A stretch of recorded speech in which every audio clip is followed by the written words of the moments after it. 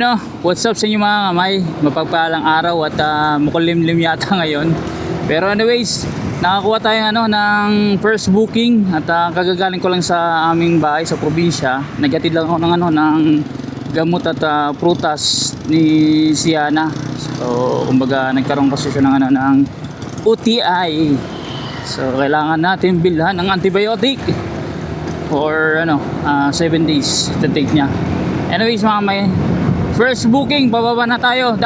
Kakain ako tanghalian, hindi na. Matari si ma'am eh. Sana all.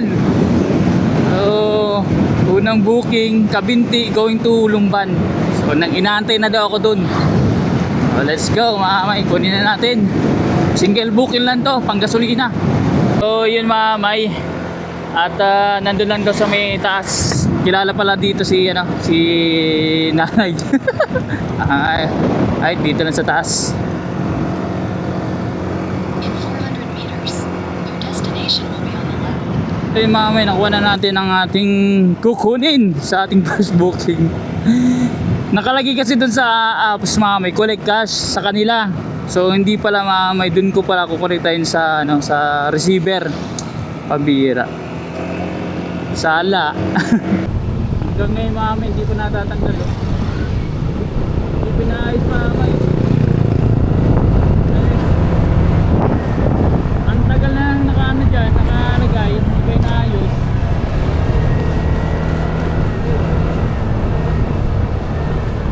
Antay ko muna meron mayaman siya, yung parang konting ma-overshoot lang bahagya, tapos sumapul doon, yun. Doon lang nila ma-realize tanggalin, tingnan mo. Pababa na tayo mamay sa bayan at meron na signal dito. So yun mamay, malapit na tayo. Within 2 minutes nandun na tayo sa dropping point. At tawag si ma'am. Kung nasan na daw ako. Shoutout sa iyo mama. Hindi ako may-ari ng kalsada para walang traffic. Hindi tayo makapag-overtake at unsafe yun. Para lang dyan sa dapat pagka gano'n na nagano kayo na ito, may mabilisan kayo, eroplano arkiline nyo. Or hindi, kaya the best suggestion syempre agaan yung paggawa para para maagang release. So yun mamay, natagalan tayo dito sa sa first booking natin, yung drop off. Drinop ko na mamay, kaso yung payment wala. Ang hirap din kontakin ng may-ari pala nung embroidery. So at least may idea na ako na So sabi isa-set na lang sa GCash. Ang makulit mamay, siya ang tawag ng tawag, tapos nung akong tumatawag na hindi na nasagot, di ba? So kumbaga buwabawi sa akin. Hindi mo pwedeng sumagot yung while driving, di ba? Bawal yun. Distracted driver yun ay driving mamay. So pupunta na tayo sa sa second booking. So dito lang sa Lumban, going to to Pila. So naka-priority to mamay. Kaya medyo maganda-ganda yung bigay. So yung mamay, nakuha na natin ang ating second booking. Yan. Damit pala ng puon. At direkta na tayo mamay sa sa Pila kasi naka-priority to. At hindi natin masabayan ng iba Ganun ang ng lalamove pag priority, mahirap sabayan. Dapat regular muna, regular priority. So pwedeng ganun, or regular priority. So wag lang mauna yung priority mami kasi hindi nyo masasabayan. Hindi ko pa na experience na ganun So every time may priority ako mamay, hindi ko talaga may swipe na yung ibang booking. So kumbaga sabi niya, i-complete mo na yung order bago mo book. So update lang mamay. Silipin ko lang kung nagpasa na ng GCash yung tao, yung payment mamay. Mamay, wala pa rin dadaanan ko para at least kasi hindi naman ako dyan magpipirmis mamay dito sa Lumban mahirap naman yun. Naibaba na natin yung goods hindi pa siya nagbabayad nagmamadali siya, minadali ko na nga eh, kahit pa paano eh, diba? Yan, daanan lang natin mamay. Yan mamay, minsan talaga salamuha ka ng mga ganitong customer mamay na atat mamay na nagmamadali sa gusto nila makuha. Ngayon, nung na-deliver mo na yung payment, ang tagal. Hanggang ngayon wala mamay. So kailangan ko na umalis, gawa ng naka-priority tong natin booking. So ngayon pag naman sa deliver natin at hindi pa rin na-send mamay nga, ibang klase tong tao na to. So kung ikaw ang may-ari ng ng embroidery na yan, eh good luck sa iyo. So kumbaga bahala na yung kung hindi mo ipasa sa 175, eh yan ang ikakatuwa mo, di ba? So nagbigay na ako ng details, binigay ko na sa tao mo, tapos nag-text ako sa iyo. Okay, pag hindi mo pinasa, di okay lang, ang problema. 75 pesos lang naman yan eh, kaya pa naman natin yung kitain. So bahala na si Lord sa'yo. At tagal-tagal ni mami, inabot, nagantay na ako dun mami ng siguro kung mga 10 minutes siguro, ganon. Kaya kasi nakakuha na ako ng booking, umalis na ako, bumalik ako mamay. So isipin nyo mamay, nasa 20 plus minutes na simula nang kinuha ko mamay yung tapos nagtambay pa ako, bumalik ako para inform na wala pa rin. Hanggang ngayon wala pa, di ba? So kung ikaw may ka, hindi ko alam eh. Hindi ko maintindihan ng ugali. So okay lang, mamay. Wire Street. Ngayon mamay, after almost 50 minutes yata yun, na-send na rin mami sa Gcash. Mali daw ang sinend ko na Gcash number. Diyos ko po, siya yata nagkamali mama, hindi ako. Pero never again. Hoxenhan Road, Rizal Street. Tatandaan na natin yan mamay, hindi na ako magbubuk dyan. Ikis yan, ikis. It's not good. Hindi siya magandang halimbawa na mga good customer. Continue on Colombo. Hindi na 11 kilometers. Nagbayad ka man, hindi na. Never again. Grabe mamay, ang lakas ng hangin. Pinapalad tayo kasi syempre may lalabag tayo eh. Pupunta doon ng hangin, ang lakas oh. Dinadala tayo pa kaliwa. Nasa tayo, open open area. So tayo, National Highway. Let's go, malapit na tayo sa pila, 10 minutes more, dito na tayo. Woohoo! Second booking. Mamaya andun si ma'am sa kabila. Kakabila tayo. Hirap lang natin. Let's go.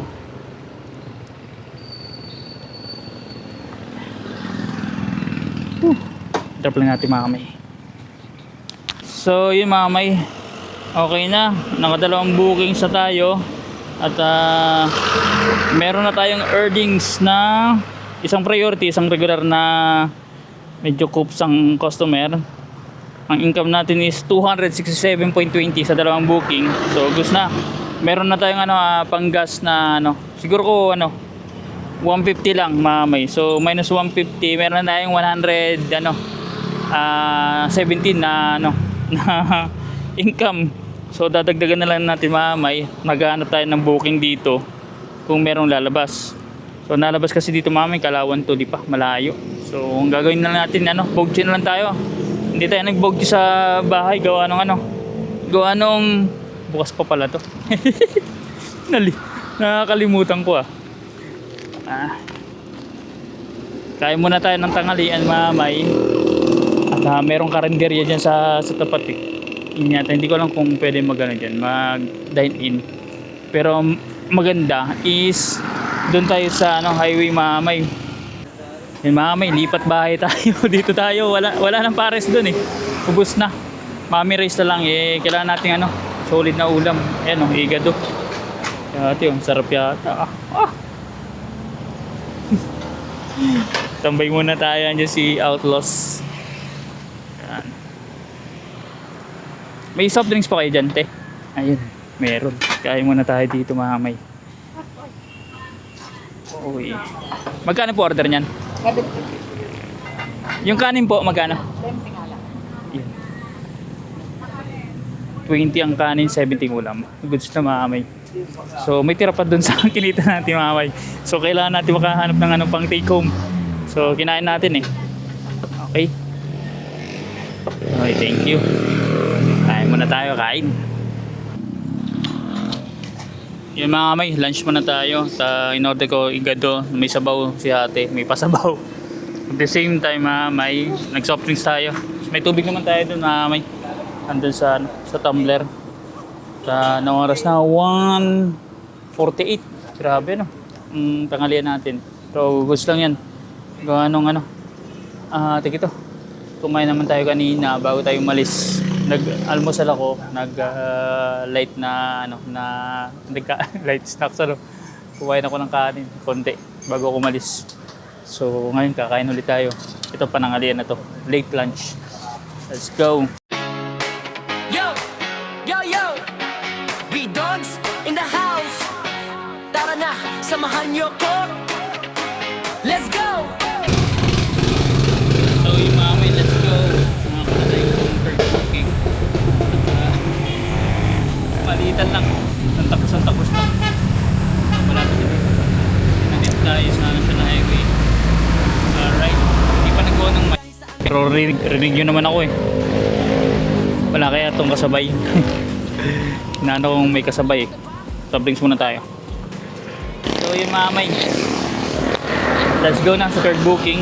Meron sana ditong Victoria papuntang Kalayaan, wag na muna. Lalayo lang tayo. Tapusin ko muna to. Along the way naman eh. So nasa National tayo. 7 minutes tayo sa pick up point sa third booking natin. Busog tayo. Thank you Lord. At least yung ano natin pang lunch natin, pangkain, may dito natin kinukuha sa ating ginagawa. May hindi ko pa na full time eh. So hopefully mga buti tayo mga 6 siguro, 5-6. Yun yung target ko para at least makakuha tayo ng ng pang-uwi. Kasi anong petsa na ngayon mamay? June 23, di ba? Naghahabol ako dito sa hulog kay Outlaws.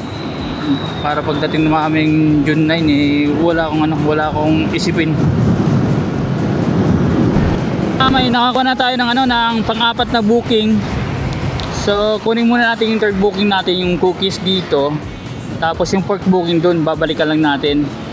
So nandito yung yan, Cookie Studio. Alright. Dito tayo, lang tayo, mag-U-turn. Let's go.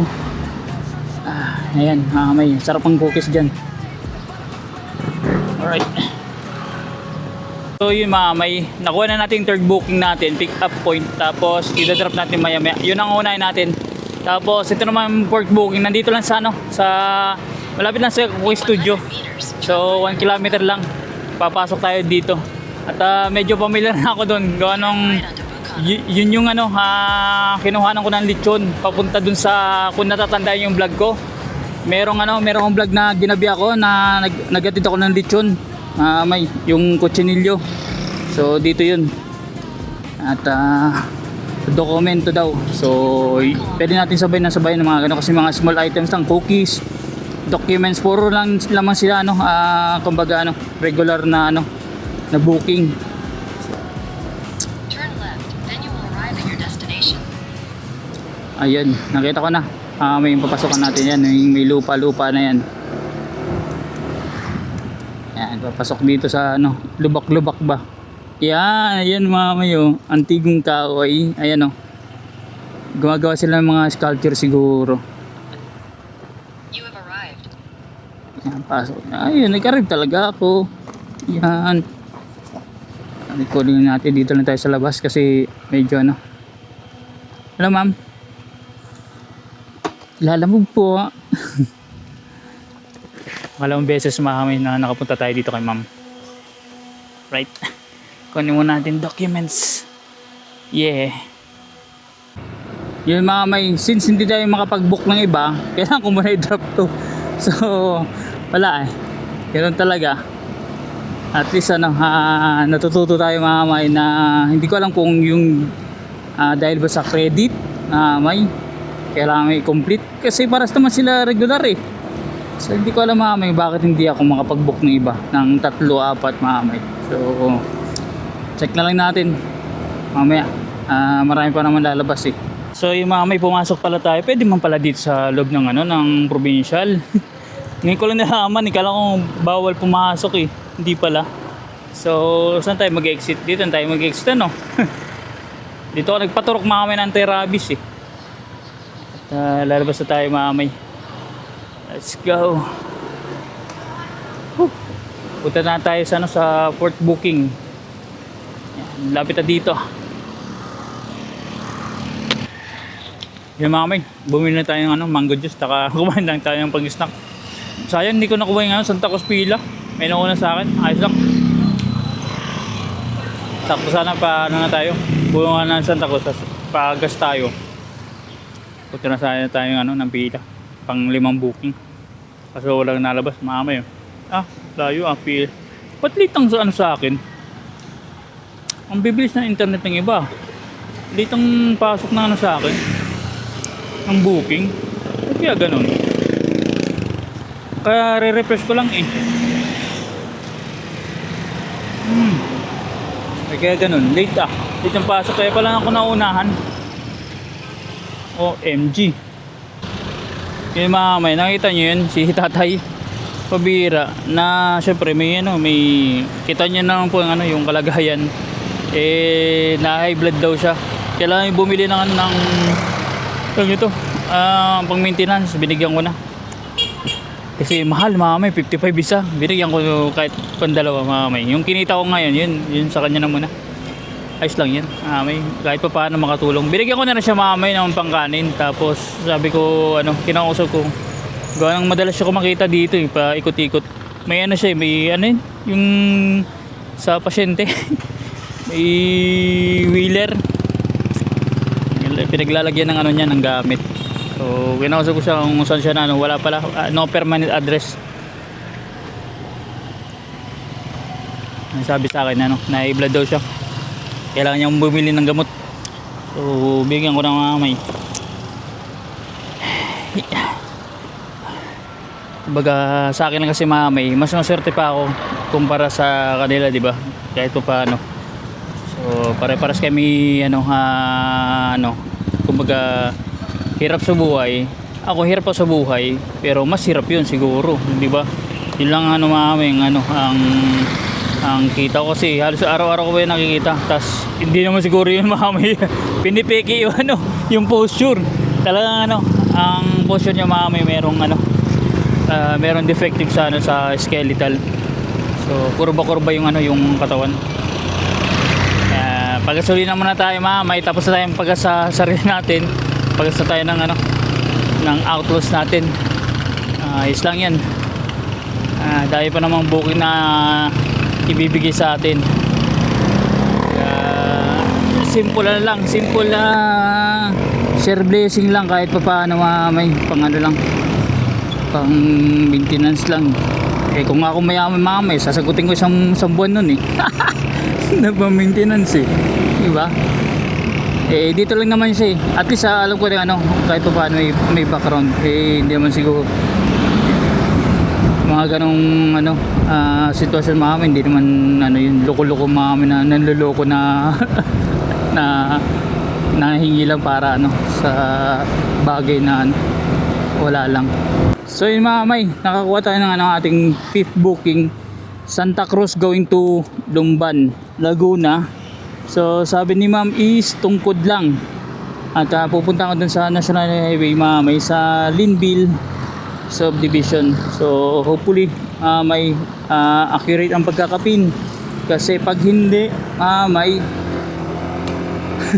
hirap hanapin nun. So yun.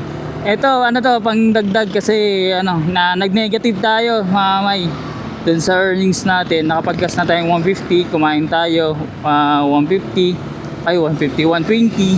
So tas binigay natin kay kuya dun sa ano pang maintenance, tas pag ano yung pangkanin niya. So ito may pangkita na to kahit pa paano, or pang gas pa rin kasi magkukonsumo tayo ng gas gawa ng medyo malaylay yung lumban dito sa pick up tsaka sa dropping point. At hopefully makakuha pa tayo yung tag ito ng kasabay na papunta doon pagsanhan or hoping lang kasi ang tumal ngayon meron ako nakausap na na lalambo rider nakatambay dyan ayan nakatambay siya, ayan nakatambay si tropa, ayan ayan. Nakatambay si tropa. So yan, kausap ko yun kanina at nag-usap umingi na naman ako ng tip may kasi mga veteran na sila, may higit 1 taon na, basta pag may higit 1 taon na mga veterans na yan, diskarte may sa booking.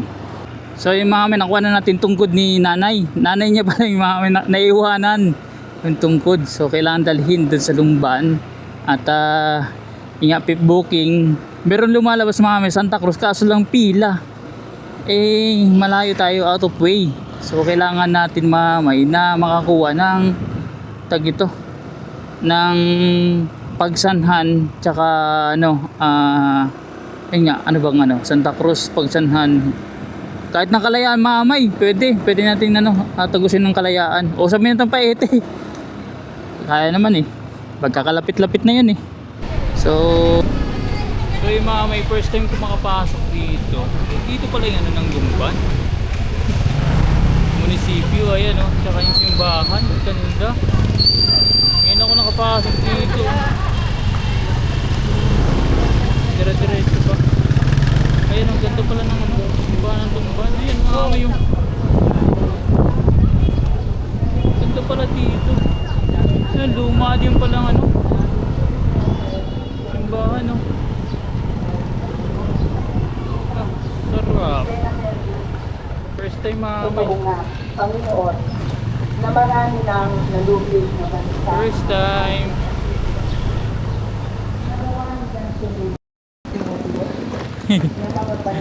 Grabe. Malapit na tayo sa dropping point ng pang-5 booking natin. Tapos nakakuha na ako ng pang-6. So dito rin sa Lumban ang bagsak sa pagsanan. So parang repeat customer to. Pero hindi daw sa bahay nila yung pag-drop, kundi sa store daw. So kakanan tayo dito punta na tayo sa ating 6 booking. Lumban din kaso nasa 3 kilometers but 12 minutes. Gawa siguro nasa loob. At hindi natin alam let's see and let's check. So nasa kaloob-looban tayo ng Lumban. Tama nga, Barangay Concepcion. Yun ang ang nakapin. So hindi ko napansin pero dito na tayo 3 minutes more, 550 meters. Grabe tong pang-6 natin ng booking, wrong pin. Doon ako dinala sa nakita niyo sa vlog, dinala ko sa Barangay Concepcion. Nandito lang pala siya sa National Highway. Grabe. Diyos ka po. Yari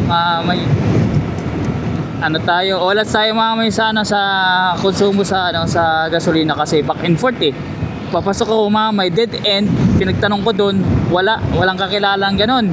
Tapos bumalik tayo syempre kung anong distance natin kung saan nakapin, pabalik palabas ng highway konsumo gasolina. Tapos papunta dito sa kanila sa pinaka mismong accurate na place. So ganun talaga. Ay, iska. Na i-touch. So tagito, pauwi na tayo, hindi na tayo magbubo kasi susunod na tayo kay number 1 supporter kay Mrs. So ayun lang ng booking, ayos lang. So yun i-drop na natin kay ma'am kasi noona yung unang order na nakuha sa kanya alam ko yun.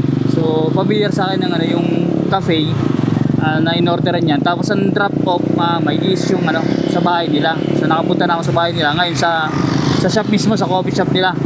At second time ko na si ma'am kasi tigito, customer. Kaya wrong pin talaga mamay. So tama sa kanya pero mali sa amin di sa apps. Kaya hindi pala kami magkakaigi mamay sa usapan namin. Kasi yung tinuturo niya wala sa harapan ko, wala dun sa vicinity sa area ko mamay. Malayo talaga. Kaya yun. At ang bait na may. Shoutout kay sa may-ari ng Miyamori. Mabait may. Kumbaga very considerate, tsaka binigyan tayo ng ng tip. Tsaka nagpasensya po mamay. Yun ang gusto ko, mamay, na malumanay lang kausap. Nag-enjoy ako, hindi yung tulad nung kanina sa first booking, kala mo na nabili tayo mamay, tas pinahirapan tayo sa paniningil mamay, naabot na 1 oras bago tayo nabayaran sa GCash. Halos mamay 50 minutes. So close natin sa 1 hour.